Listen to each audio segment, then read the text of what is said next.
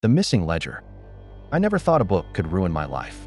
Not a novel, not a diary, but a ledger, an old leather-bound book that should have stayed locked in a filing cabinet. It appeared on my desk one Monday morning, anonymous and heavy, its pages filled with numbers that told a story no one wanted told. At first, I thought it was a mistake. I was a mid-level accountant, the kind of guy who checked expense reports and made sure signatures matched. My life was routine. Coffee, spreadsheets, lunch at my desk, more spreadsheets, then home to microwave dinners. But the ledger was different. It was handwritten, not digital. Lines of transactions, dates that didn't match, vendors that didn't exist. And buried in the margins, initials I knew too well. Those initials belonged to Dylan, my older brother. He was the golden child, the one who made it big while I stayed in the shadows. He had charm, ambition, and connections. I had calculators and a steady job. Dylan was vice president of operations at the same company where I toiled in accounting. He was the reason I even had this job. He called it a favor. I called it a reminder. The ledger told me he was stealing. Dummy vendors, fake invoices, money funneled through shell accounts. At first, I refused to believe it. My brother would never risk everything for greed. But the numbers never lie. They told me millions had vanished, penny by penny, and the initials confirmed who held the knife. I shoved the ledger into my drawer, heart pounding like I had swallowed a drum. For days I tried to ignore it, but the weight of it pressed on me like a curse. I stared at Dylan across meetings, watching him laugh with executives, wondering how much of it was real. He spoke about efficiency, cost savings, growth. The words sounded hollow when I knew what the ledger said. One night, I stayed late, hoping the silence of the office would steady me. I opened the ledger again under the fluorescent light. Each entry connected to a vendor ID in our system. I traced them through the accounting software, and sure enough, the digital trail matched the handwritten notes. My brother had built an entire shadow economy beneath the company's nose.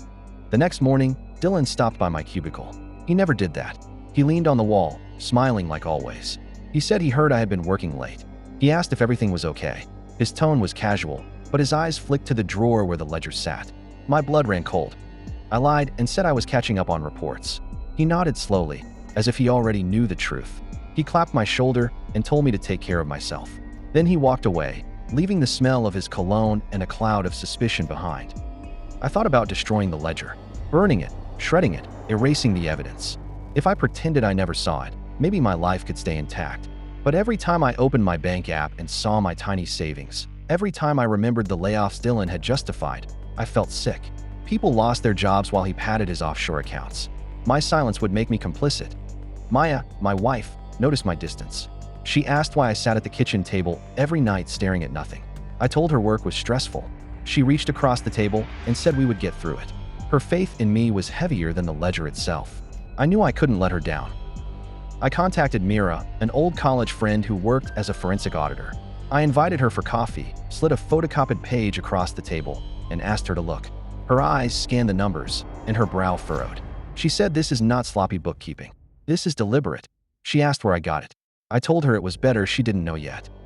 She traced a few entries and confirmed they were tied to shell companies registered overseas. She told me if I had the whole book, it was dynamite. But dynamite needed careful handling. She warned me that exposing this could blow up careers, reputations, and lives. I nodded, mine included. I hid the ledger in a safe deposit box, telling myself it was for protection. That night, Dylan called me. His voice was smooth, practiced. He asked if we could grab dinner. At the restaurant, he ordered my favorite beer, like old times. Then he leaned in and told me not to dig into things I didn't understand. His smile never left his face, but his words landed like knives.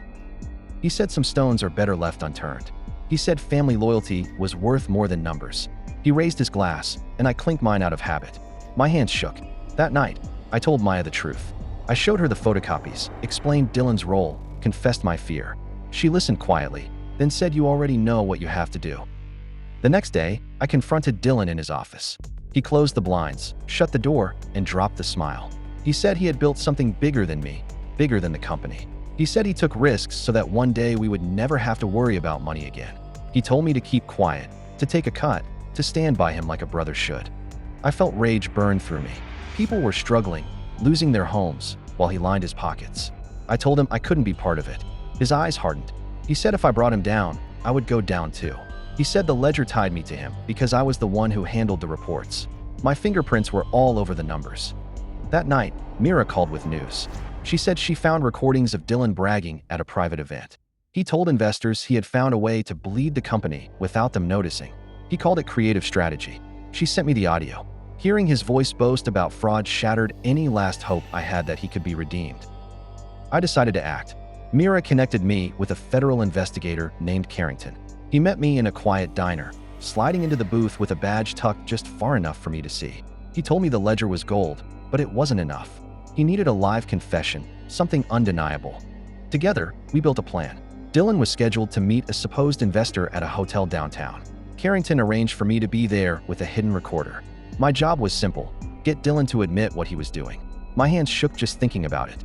The night of the meeting, I walked into the hotel bar, heart racing. Dylan sat in a corner booth, sipping whiskey, looking relaxed. I slid into the seat across from him. He smiled and asked if I had thought about his offer. I told him I wanted to understand how he managed to move so much money without anyone noticing. He leaned in, proud of himself. He described the dummy vendors, the forged signatures, the offshore accounts. He spoke like a teacher explaining a lesson. He said it was foolproof, that no one could touch him.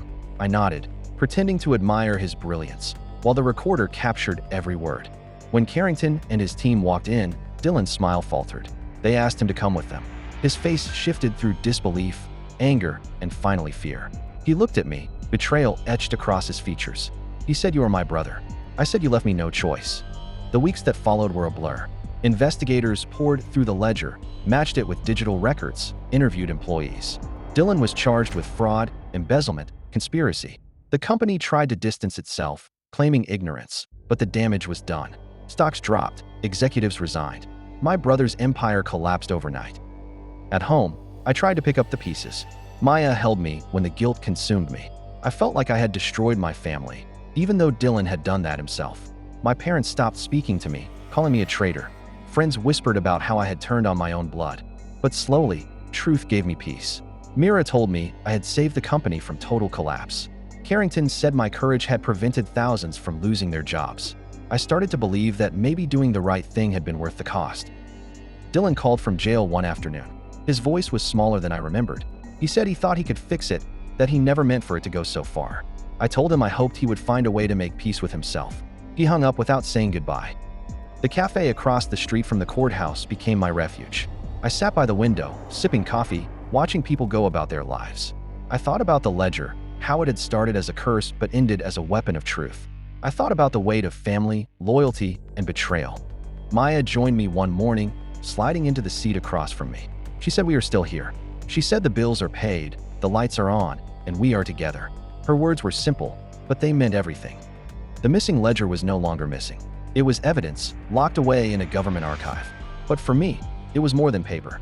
It was the line between who I had been and who I chose to become.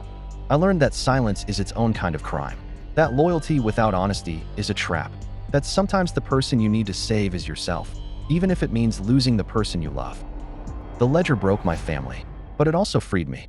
It reminded me that numbers do not lie, but people do. And in the end, the truth is the only balance sheet that matters.